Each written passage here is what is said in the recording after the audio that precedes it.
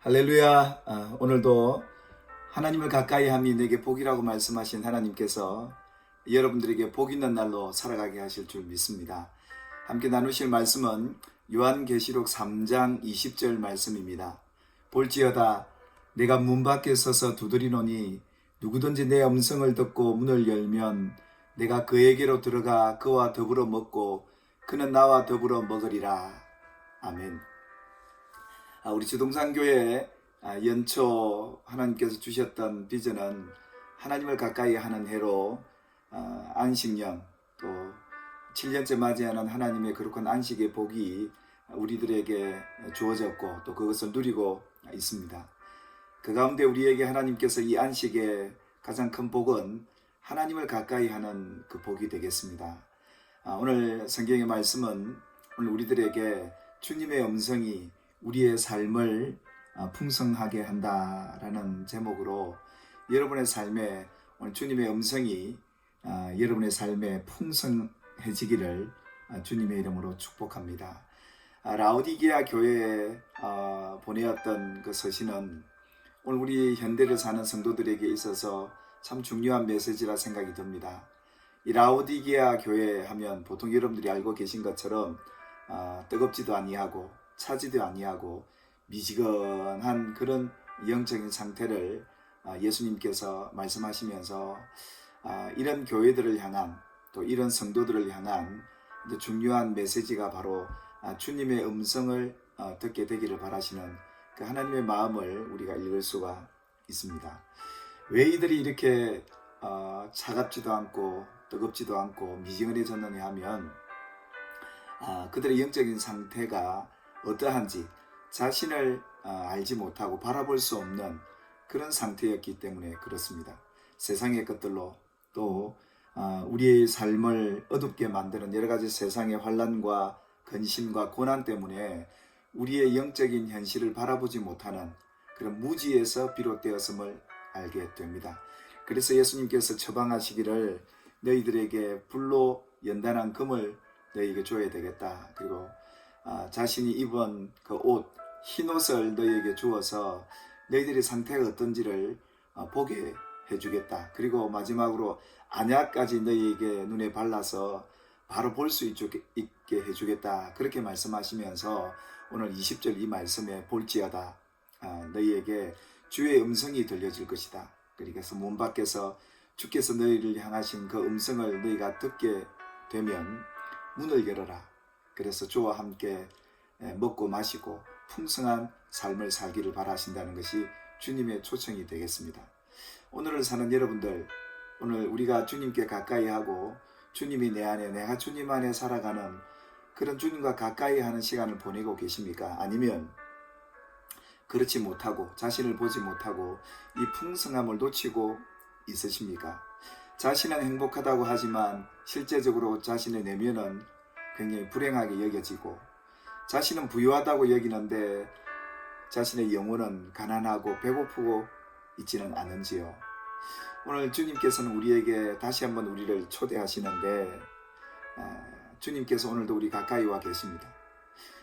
우리가 주님을 가까이 하기를 바라는 것보다도 주님이 우리에게 더 가까이 하기를 바라신다는 것을 성경을 통해 우리는 발견하게 되는데요. 우리가 살아가는 삶이 때로는 여러 가지 많은 시련과 고난 또 너무 많은 세상의 부요 때문인가요? 편안함 때문일까요? 그래서 그런지인지 영적으로 우리가 하나님 앞에 반응할 수 없는 그런 영적인 공백 또한 영적인 공허함 때문으로 인해 자신을 들여다보지 못함으로 인해서 하나님 앞에 나아가서 반응할 수 없는 그런 무지한 상태로 빠질 수 있다는 것을 우리에게 경고해 주고 계십니다. 사랑하는 여러분, 주님은 우리 곁에 오셔서 지금도 문을 두드리고 계세요.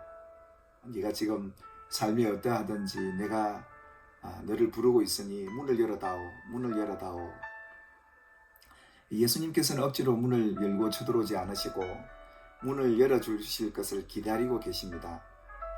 그런데 이 문을 연다는 이 행위가 자신을 보지 못하면 열 수가 없는 것이죠.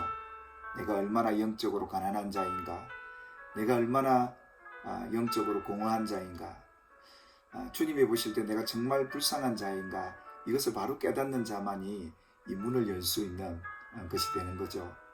그래서 이 문을 여는 것이 오늘 우리의 마음에 죄나 말씀하시는 말씀에 불순종해가는 삶이나 불신하고 있던 이 모든 요소, 이 죄를 버리고 주님께로 나아가기 위한 그런 행위가 오늘 이 문을 여는 행위라고 말씀하고 있습니다.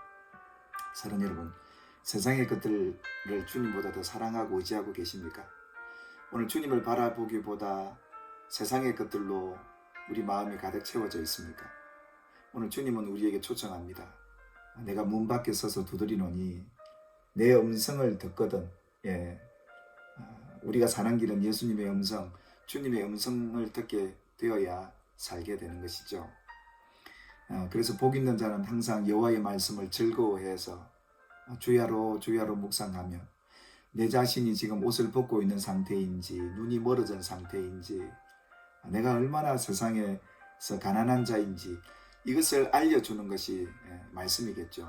그래서 말씀을 통해서 우리 자신을 발견하고 끊임없이 우리 자신의 영적인 상태를 점검해야 문을 열 수 있는 것이죠.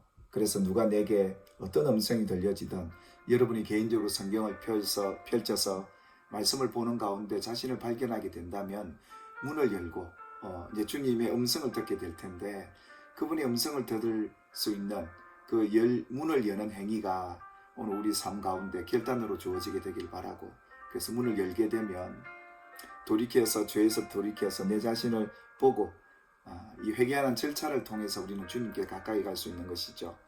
아무나 주님께로 가까이 갈 수 없는 것입니다. 모세가 출애굽기 4장에 보면 사명의 길을 따라 가려고 할 때 갑자기 하나님께서 죽을 위기를 닥치게 만드십니다. 갑자기 모세가 죽게 될 수밖에 없는 그런 위기에 봉착해 있을 때 그의 아내 시프라가 그의 남편 표피를 잘라서 던지며 이는 내 피남편이다 그랬죠. 왜 이런 죽음의 위기가 왔는지 이 시프라는 알았습니다.